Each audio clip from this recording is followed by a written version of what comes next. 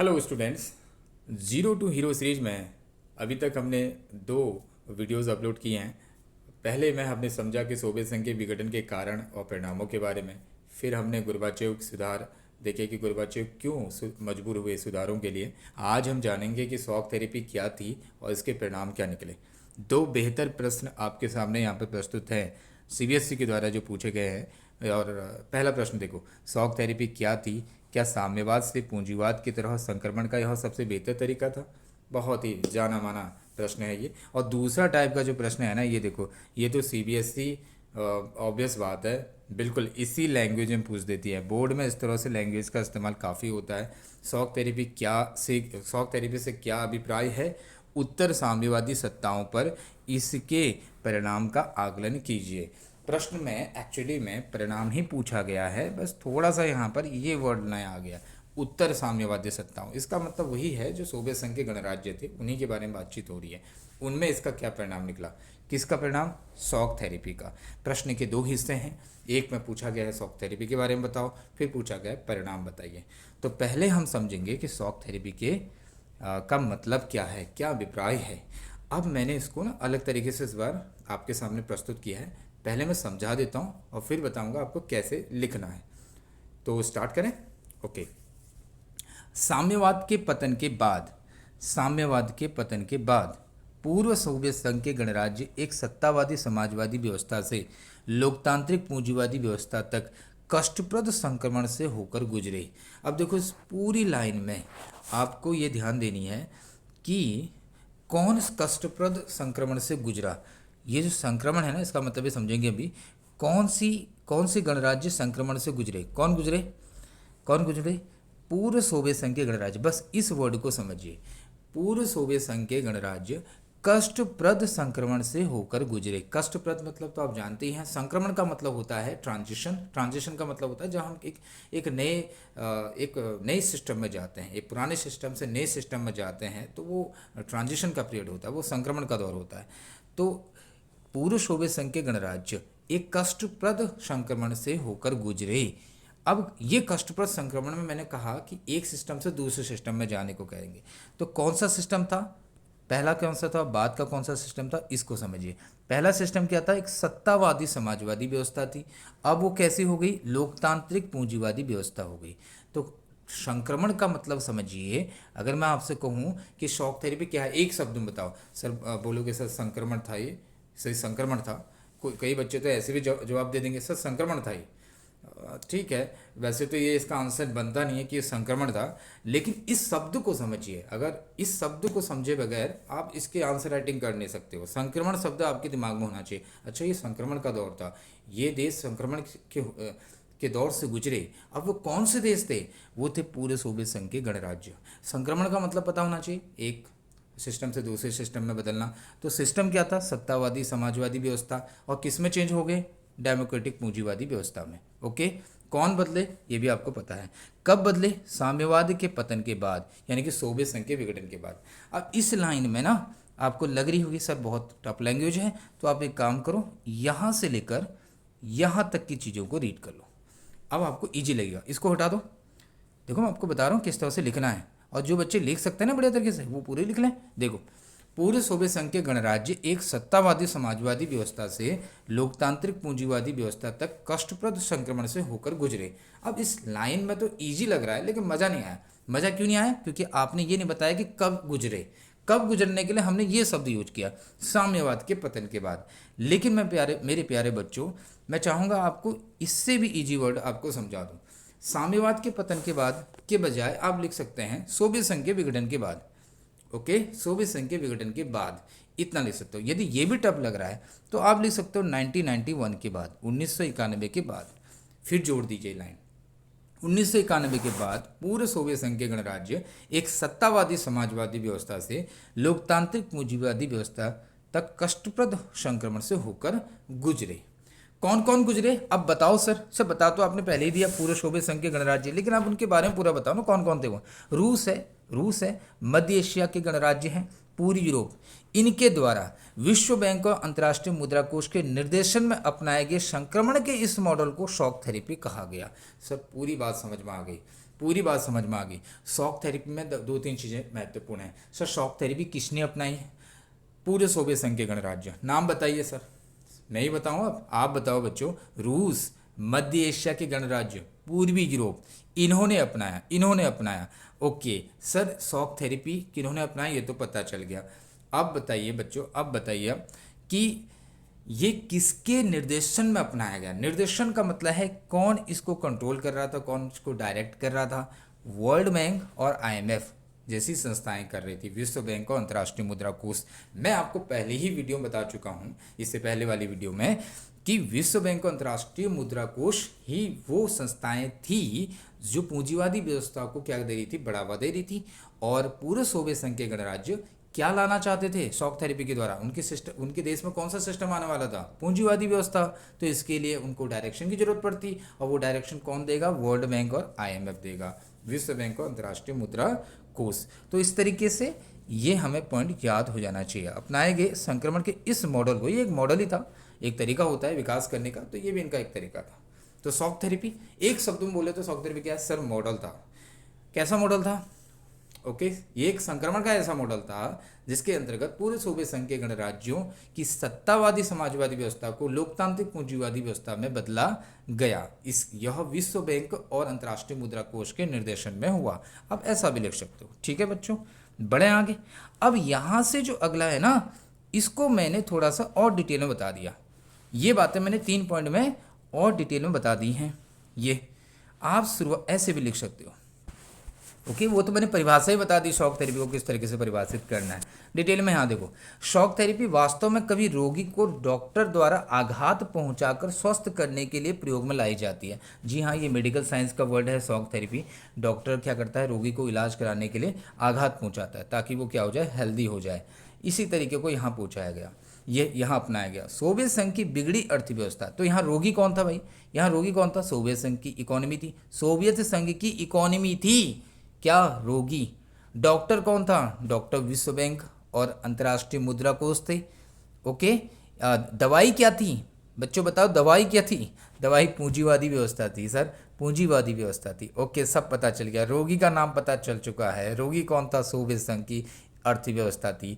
इलाज क्या करवाया? इलाज तो शॉक थेरेपी ही थी, लेकिन दवा क्या थी सर? दवा थी पूंजीवादी अर्थव्यवस्था को अपनाना। डॉक्टर कौन था? विश्व बैंक और अंतर्राष्ट्रीय मुद्रा कोष। सर मज़ा आ गया, ऐसा मैं कह रहा हूँ कि आपको मज़ा आ गया होगा, पता नहीं। मज़ा आ गया तो बच्चों एक बार लाइक जरूर कर देना। ठीक है आगे बढ़ें। सोवियत संघ के विघटन का प्रमुख कारण आर्थिक व्यवस्था का कमज़ोर होना था। जी हाँ, पढ़ चुके हैं बहुत बार। इकोनॉमी सबसे बड़ी कमजोर थी।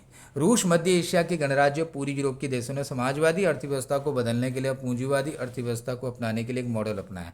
जी हाँ, पढ़ चुके हैं। अब ये लाइन कुछ खास नहीं है। इस मॉडल को विश्व बैंक तथा अंतर्राष्ट्रीय मुद्रा कोष निर्देशित कर रहे थे। इसे ही शॉक थेरेपी अर्थात आघात पहुंचाकर उपचार करना कहा गया। ये ध्यान देना, शॉक थेरेपी का हिंदी मीनिंग क्या है? आघात पहुंचाकर उपचार करना। अब ये तीनों पॉइंट मुझे नहीं लगता कि तुम्हें कुछ समझाने की ज़रूरत है। मैं नहीं समझा सकता, इतना इजी पॉइंट है। अब वो पहली बात है हमने समझ ली ना, तो ये सब इजी हो गया। ठीक है बच्चों, मेरे ख्याल से इसमें तो कोई दिक्कत नहीं होगी। शॉक थेरेपी से क्या अभिप्राय है, ये बात क्लियर हुई। अब हम समझेंगे कि क्या इसके परिणाम निकले। चलो परिणाम से पहले हम आपसे एक बार रिक्वेस्ट कर लेते हैं कि ज़रूर हमारे चैनल को सब्सक्राइब करना बिल्कुल बिल्कुल ना भूलें। यदि आपको हमारी वीडियो पसंद आ रही है, आप चाहते हो कि इस चैनल की ग्रोथ हो, आगे बढ़ते रहे ये चैनल, तो ज़रूर हमारे इस चैनल को सब्सक्राइब करें। इस बार मैं काफ़ी रिक्वेस्ट से बोलता हूँ, आगे बढ़िए आप। चलो आप समझते हैं परिणाम। ओके, निजीकरण, जी हाँ बहुत ज़बरदस्त है सर। एक शॉर्ट तरीके से बता दीजिए ना सर, ये पॉइंट वाइज छोड़ो। अच्छा क्या शॉर्ट तरीका बताओ? आप ये बताओ सर, परिणाम अच्छे थे या बुरे थे, ये बताओ। अरे बच्चों, मैं एक शब्द में बता देता हूँ आपको कि परिणाम कैसे थे। शॉक थेरेपी का परिणाम एक भी अच्छा नहीं निकला। हमारी बुक के अनुसार सभी परिणाम बुरे निकले। इसका बैड कॉन्सिक्वेंसेस पड़ा। ओके अच्छा सर, यानी कि सब बुरे परिणाम निकले। तो सर फिर ये दवा काम नहीं कर गई? दवा तो ठीक थी, लेकिन दवाई का जो तरीका लिया गया ना, वो ज़रा सही नहीं था। वो गलत तरीके से दवाई ली गई। अच्छा जी, ऐसा था? तो बताइए फिर आप। आइए समझते हैं। सबसे पहला, निजीकरण से आर्थिक विषमता बढ़ी। ओके, शॉक थेरेपी से हुआ क्या? शॉक थेरेपी से सिस्टम को चेंज किया गया। कैसे सिस्टम था? समाजवादी था। क्या सिस्टम बना दिया गया? पूंजीवादी। पूंजीवादी सिस्टम में सिस्टम होता क्या है? पूंजीवादी सिस्टम में सब कुछ निजीकरण कर दिया जाता है। प्राइवेटाइजेशन पर काफ़ी जोर दिया जाता है, निजीकरण पर जोर दिया जाता है। जबकि समाजवादी व्यवस्था में सब कुछ किस पर नियंत्रण था? राज्य के हाथों में था। तो अब कृषि का भी निजीकरण किया जाएगा, उद्योगों का निजीकरण किया जाएगा, यहाँ तक कि खेत जो थे, सामूहिक खेती होती थी ना वहाँ पर सोवियत संघ में, उसको भी निजीकरण कर दिया जाएगा, उसको भी निजी हाथों में बेच दिया जाएगा। तो ये जब प्रक्रिया होगी ना, इसमें बड़ा ध्यान देना होता है। और यदि इसमें ध्यान नहीं दिया जाएगा, कंट्रोल नहीं किया जाएगा, चीज़ों को अच्छी तरह से मैनेज नहीं किया जाएगा, तो ये बैड इफेक्ट में आ जाएंगी। इससे आर्थिक विषमताएं बढ़ेंगी, इकोनॉमिक जो है डिस्पैरिटी बढ़ जाएगी, असमानता बढ़ जाएगी, क्योंकि इन सब चीज़ों का फ़ायदा कुछ चुनिंदा लोगों को ही मिल पाएगा और इससे गरीब लोगों तक फ़ायदा नहीं पहुंच पाएगा। तो यही हाल सोवियत संघ का भी हुआ। कृषि तथा उद्योगों के निजीकरण से आर्थिक विषमता बढ़ गई। जी हाँ, आर्थिक विषमता का मतलब आर्थिक असमानता इसलिए बढ़ी क्योंकि निजीकरण किया। किसका निजीकरण किया? कृषि का, उद्योगों का। Okay sir. सामूहिक फार्म निजी फार्म में बदल दिए गए। पहले मैंने आपको बता दिया, अगर आप पूंजीवादी सिस्टम में आ रहे हो तो आपको निजीकरण करना पड़ेगा हर एक वो चीज़ का जो पहले राज्य के हाथों में था, जिसके लिए 90% उद्योगों को निजी हाथों या कंपनियों को बेचा गया।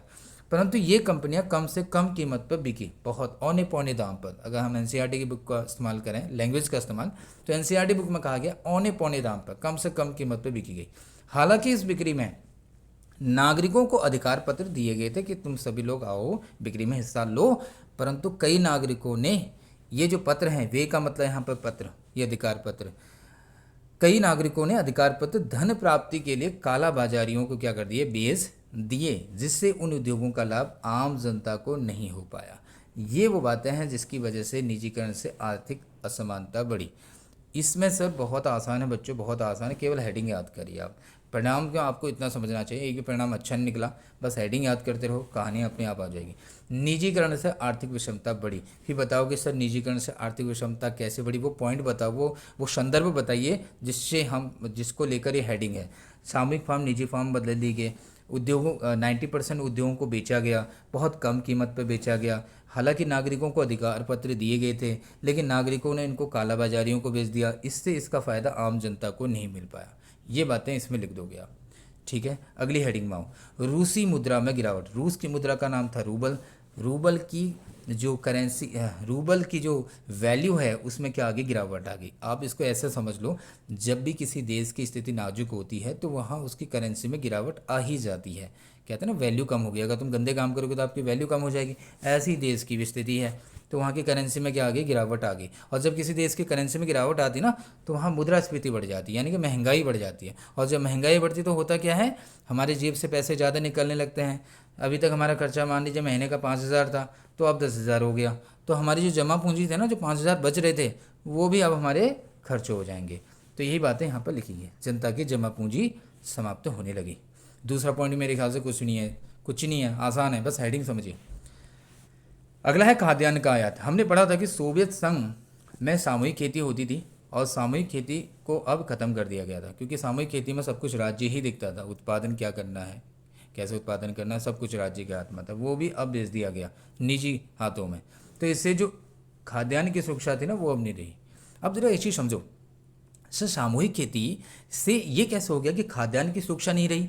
देखो, सामूहिक खेती का एक फ़ायदा ये था कि उत्पादन अच्छा होता था, उत्पादन अधिक मात्रा में होता था, तो इससे खाद्यान्न की कमी नहीं थी सोवियत संघ में।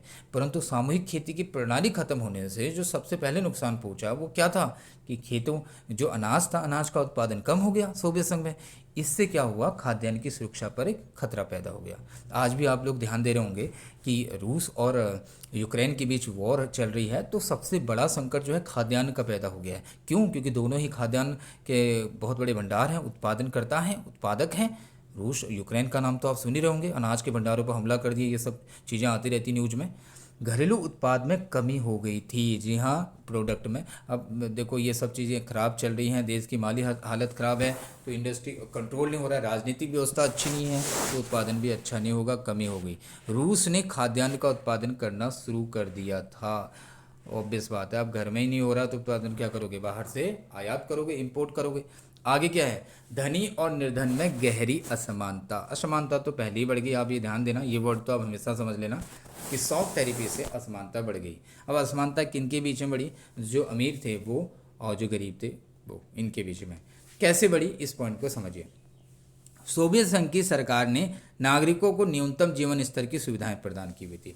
याद करिए, समाजवादी व्यवस्था में कुछ अच्छी बातें भी थी। सोवियत संघ पूरी तरह से गलत नहीं था, माना कि सोवियत संघ की अर्थव्यवस्था कमजोर थी, लेकिन कई मामलों में सोवियत संघ की सरकार बेहतर काम कर रही थी, नागरिकों के कल्याण के लिए काम कर रही थी। जैसे उसने अपने नागरिकों के लिए न्यूनतम जीवन स्तर की सुविधाएं दी थी। ये जो न्यूनतम जीवन स्तर की सुविधाएं हैं ना, ये उन नागरिकों को फ़ायदा देंगे जो गरीब तबके के लोग हैं। और ये जो गरीब तबके के लोग हैं ये सरकार पर निर्भर हैं, ताकि उनकी न्यूनतम जीवन स्तर की सुविधाएं पूरी हो जाएं। और जब वो सरकार ही नहीं रही, वो राज्य ही ताकतवर नहीं रहा, तो फिर इनकी न्यूनतम जीवन स्तर की सुविधाओं को कौन उपलब्ध करवाएगा। जैसे स्वास्थ्य, शिक्षा, बच्चों की देखभाल, ये उस समय सरकार वहाँ पर उपलब्ध करवाती थी। लेकिन अब ये सब होने वाला नहीं हुआ, परंतु यह सुविधाएं अब समाप्त हो गई, जिससे अधिकतर लोग क्या हो गए, गरीब हो गए। और इससे धनी और गरीब यानी कि निर्धन लोगों के बीच और भी गहरी आर्थिक असमानता बढ़ गई। ठीक है, बढ़े आगे, इसमें कुछ खास है नहीं, आगे बढ़ो। माफिया वर्ग का उदय। ओके, ये हट चुका जी, यहाँ पर कुछ इंटरप्शन आया। माफिया वर्ग का उदय, माफिया वर्ग का उदय। माफिया वर्ग, जी हाँ, माफिया वर्ग। कई देशों में अपराधी प्रवृत्ति के लोगों ने माफिया को जन्म दिया। आपने देखा होगा शायद, वो अनिल कपूर की एक फिल्म थी, कौन सी फिल्म थी जिसमें वो एक दिन के लिए मुख्यमंत्री बना था। तो उस फिल्म में जब वो इधर उधर छापे मारना जाता है, तो एक जगह वो माफिया वर्ग पर भी क्या करता है, अपना छापा मारता है। मतलब एक तरीके से वहाँ भी अपनी तरफ से एक फील्ड ड्यूटी में जाता है ना, जगह जगह जाकर वो देखता है कि स्थिति कैसी हो रही है देश की या राज्य की। राज्य का मुख्यमंत्री बनता है ना, तो कई जगह देखता हूँ माफिया वर्गों पर काफ़ी अटैक करता है। ये जो माफिया वर्ग होता है ना, इकोनॉमी में काफ़ी कंट्रोल करते हैं। जैसे सपोज दैट हमारे देश में मान लीजिए टमाटर का उत्पादन तो हो रहा है, लेकिन टमाटर का उत्पादन हो रहा है लेकिन लोगों तक टमाटर पहुंच नहीं पा रहा है, या कहें कि बहुत ज़्यादा प्राइस बढ़ रहे हैं। तो इसके पीछे वजह हो सकती है कि माफिया वर्ग आए हों, जिन्होंने आर्थिक गतिविधि, टमाटर की आर्थिक गतिविधि पर क्या कर दी हो, कंट्रोल कर दिया हो। ऐसा हो सकता है, हमारे देश में भी होता है, होता था पहले, अब तो खैर मिनिमम हो चुका है। तो कई देशों में अपराधी प्रवृत्ति के लोगों ने माफिया को जन्म दिया। और जो ऐसे काम करेंगे ये तो भाई साहब बहुत गंदे लोग होंगे। ठीक है, ये तो अपराधी प्रवृत्ति के लोग ही होंगे ना, क्योंकि पैसा कमाने के लिए लोग इस हद तक गुजर जाते हैं कि उनको देखा नहीं जाता भाई कि यार आम लोगों तक सुविधाएं मिलनी चाहिए, हम लोग ऐसे स्टॉक को रोक देंगे तो अच्छा नहीं है। देश की आर्थिक गतिविधियों को माफिया वर्ग ने अपने नियंत्रण में क्या कर लिया, अपने नियंत्रण में कर लिया। ठीक है, माफिया वर्ग क्या करेगा, इकोनॉमिक एक्टिविटी को कंट्रोल करेगा। यह आर्थिक गतिविधि का मैंने आपको एग्जाम्पल दिया टमाटर का। ठीक है, आगे देखो। संसद कमजोर संस्था बन गई। ओके, अब हुआ क्या, पूरे सिस्टम को समाजवाद से लोकतांत्रिक पूंजीवाद में बदलना था, तो संसद को तो ताकत देनी थी ना, पार्लियामेंट पावरफुल होनी चाहिए, जैसे हमारे देश में है, लोकतांत्रिक देश है अपना। लेकिन वहाँ ऐसा नहीं हुआ, सब कुछ जल्दीबाजी में हुआ, और ताकत जो है वो राष्ट्रपति के पास ज़्यादा आ गई, कार्यपालिका के पास ज़्यादा आ गई, और संसद कमज़ोर हो गई। आइए जानते कैसे। अर्थव्यवस्था को बदलते बदलते लोकतांत्रिक संस्थाओं का निर्माण पीछे रह गया। आपने ज़्यादा इकोनॉमी पर ध्यान दिया और जो डेमोक्रेटिक इंस्टीट्यूशन है उन पर ज़्यादा ध्यान नहीं रहा। आराम से चुनाव करवाते, जल्दबाजी में चुनाव कराने की क्या ज़रूरत थी। संविधान बनाए तो गए, परंतु जल्दीबाजी में बनाए गए। जैसे हमारे देश में संविधान बनाने में 2 साल 11 माह 18 दिन लगे, और उस 2 साल 11 माह 18 दिन के अंतर्गत बनाए गए उस संविधान में कई सारे ऐसी राजनीति लोकतांत्रिक संस्थाएं भारत ने बनाई, जैसे कि election commission of India, Bharat का निर्वाचन आयोग, संघ लोक सेवा आयोग, और भी हैं। तो ऐसी संस्थाएं बनाएगी जो हमारे लोकतंत्र के लिए नींव साबित हुई। लेकिन ये सब टाइम लगता है इन सब चीज़ों को संवारने में, बनाने में। वहाँ संविधान जल्दी बनाए गए, तो जो कई देशों में जो राष्ट्रपति को कार्यपालिका के क्या बना दिया गया, प्रमुख बना दिया गया। एक्चुअली कार्यपालिका का प्रमुख राष्ट्रपति ही होता है, लेकिन कार्यपालिका के अंतर्गत प्रधानमंत्री भी आता है। हमारे देश में कार्यपालिका के अंतर्गत प्रधानमंत्री भी होता है, ध्यान देना। हर संभव शक्ति उसे दी गई, ये गलत बात थी, ये गलत बात थी। हर संभव शक्ति किसको दे दी गई, राष्ट्रपति को ही दे दी गई, ये गलत बात है। इससे राष्ट्रपति क्या हो जाएगा, तानाशाही हो जाएगा। मध्य एशिया के कई देशों में राष्ट्रपति को असीम शक्तियां मिली। ये असीम शक्तियां का मतलब नो, जिसमें लिमिट ही नहीं है, जिसमें लिमिट ही नहीं है। तो इससे वो क्या हो जाएंगे, ऑथोरिटेरियन हो जाएंगे, सत्तावादी हो जाएंगे। उनको लालच आ जाएगा कि भाई अगली बार भी हम ही बने, अगली बार भी हम ही बने, लालच आ सकता है। लोभ तो मनुष्य का स्वभाव है, लोभ से बचना होता है मनुष्य को। लगता तो अच्छा है लोभ। उदाहरण के लिए तुर्कमेनिस्तान तथा उज्बेकिस्तान के राष्ट्रपति 10 वर्षों के लिए राष्ट्रपति बने थे। ओके, 10 वर्षों के लिए राष्ट्रपति बन गए, लो जी। परंतु उन्होंने अपनी कार्यसीमा 10 वर्षों के लिए और बढ़ा ली। लो जी, 10 वर्ष ऑलरेडी बने, फिर और बढ़ा दी 10 वर्ष। ये राष्ट्रपति अपनी असहमति को अनुमति नहीं देते थे, और बड़ी बात तो ये थी अपने खिलाफ कुछ सुनना ही नहीं चाहते थे। परिणाम स्वरूप क्या हुआ, संसद कमजोर संस्था बनकर रह गई।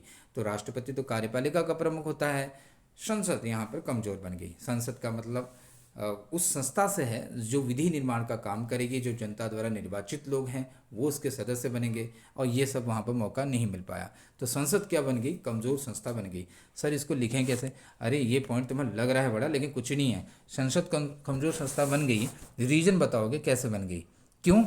क्योंकि जो संविधान बनाया गया वो जल्दीबाजी में बनाया गया, और जो राष्ट्रपति को कार्यपालिका का प्रमुख बनाया गया उसको इतनी शक्ति दे दी कि वो सत्तावादी हो गए। फिर एग्जाम्पल बताओ, जैसे कि उज्बेकिस्तान तुर्कमेनिस्तान में 10-10 वर्षों के लिए राष्ट्रपति बने, फिर उन्होंने अपनी सीमा को बढ़ा दिया, वो विरोध की अनुमति नहीं देते थे, इससे संसद क्या होगी, कमज़ोर हो गई। आइए अब आते हैं लास्ट पॉइंट में, बैंक तथा वित्तीय संस्थाओं का दिवालिया होना। शॉक थेरेपी के परिणाम स्वरूप अनेक बैंक और वित्तीय संस्थान दिवालिया हो गई। क्या हो गई, दिवालिया। दिवालिया का मतलब जानते हो बच्चों, इंसॉल्वेंट। अच्छा, दिवालिया का मतलब क्या होता है बच्चों, दिवालिया का मतलब होता है कि पैसे नहीं है। क्या नहीं है, पैसे नहीं हैं, पैसे नहीं है, पैसे ही नहीं थे। ऑलरेडी हमने पढ़ा था कि मुद्रास्फीति बढ़ गई थी, जमा पूंजी कम हो गई थी, बच्चों लोगों की, नागरिकों की समाप्त हो गई थी, तो बैंकों के पास तो पैसा ही नहीं होगा। और ऑब्वियस बैंक के पास जो रिटर्न आता है वो तो इन्वेस्टमेंट का मतलब ही नहीं, देश में आर्थिक गतिविधियां वैसे ही ठप पड़ी थी, तो बैंक भी दिवालिया हो गए। रूस के आधे बैंक और वित्तीय संस्थानों के दिवालिया होने से ग्राहकों, कंपनियों और शेयर धारकों की जमा पूंजी डूब गई। यहाँ पर 3 लोगों के पैसे डूब गए, इस चीज़ को ध्यान दें। ग्राहकों के पैसे तो डूबे डूबे, कंपनी को भी पैसे डूबे, कंपनी भी भाई साहब पैसा लगाती है, और शेयर धारक जो शेयर है ना, बैंकों के जो शेयर हैं, और वो भी क्या हो गए, वो बेचारे जिन्होंने शेयर लगवाए थे बैंकों में और तरह तरह की वित्तीय संस्थाओं में, उनके पैसे भी डूब गए। इस तरह से इन तीनों के पैसे क्या हो गए, डूब गए। ये बातें थी हमारे शॉक थेरेपी के परिणाम के अंतर्गत। क्या ये बच्चों आपको समझ में आई, एक बार फिर से समझ लो। सबसे पहले था निजीकरण से आर्थिक विषमता बढ़ी। शॉक थेरेपी से एक शब्दों में गए, फटाफट क्या क्या निकला, फटाफट समझा दो। सर असमानता बढ़ गई, असमानता बढ़ गई, असमानता बढ़ गई, अमीर और गरीब के बीच में, अमीर और गरीब के बीच में। लेकिन असमानता दो जगह है, वो निजीकरण से असमानता बढ़ी। और यहाँ जो असमानता बढ़ी इधर वाले में, धनी और निर्धन के बीच में, ये नागरिक सुविधाएं, जो न्यूनतम जीवन स्तर की सुविधाएं थी वो अब मौजूद नहीं रही, क्योंकि सरकार ने जो सुविधाएं थी ये अब खत्म हो गई, क्योंकि सरकार तो अब रही नहीं, समाजवादी सरकार, अब पूंजीवादी सरकार आनी थी, तो ये सब अब रही नहीं। उसके अलावा क्या हुआ, खाद्यान्न का आयात करना पड़ा, क्योंकि सामूहिक खेती की प्रणाली खत्म कर दी गई। रूसी मुद्रा में गिरावट आ गई, इससे क्या हुआ, इन्फ्लेशन बढ़ गया, महंगाई बढ़ गई, लोगों की जमा पूंजी चली गई, और इसका असर हमें यहाँ भी देखने को मिला कि बैंक और वित्तीय संस्थाओं दिवालिया हो गए। इससे ग्राहकों के पैसे डूब गए, कंपनियों के पैसे डूब गए, और शेयर धारकों के पैसे भी डूब गए। संसद कमजोर संस्था बन गई और माफिया वर्ग का उदय हो गया। तो इस तरीके से ये शॉक थेरेपी का परिणाम हमने समझा। तो इस तरीके से इस वीडियो को हम यहीं पर ख़त्म करते हैं। यदि हमारी इस पहल को आप पसंद कर रहे हो तो हमारे चैनल को ज़रूर, एक बार फिर से बोल रहा हूँ, सब्सक्राइब कर देना। मिलते हैं एक नई वीडियो में नए टॉपिक को लेकर। जय हिंद।